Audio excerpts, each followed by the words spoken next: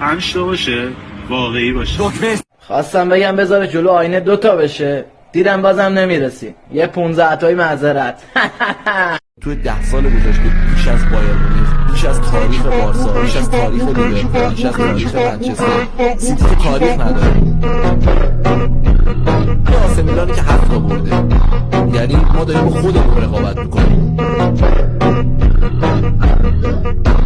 جام مال ماست کلا که چند سال یه بار ممکنه ما بریمش به یه تیم دیگه بگیم تو هم برو اشغال بکن. من نمیدونم یارو مثلا صحبت بکنیم میگه تا کم میاری میگی 15 تا، چی بگم قربونت برم؟ من بیام از کوپا دل ری صحبت بکنم؟ معلومه که میگم 15 تا، معلومه که میگم بیشترین جامو تو لالیگا رو بردیم، چرا نگم؟ معلومه که میگم پر افتخار ترین تیم دنیا، چرا نگم؟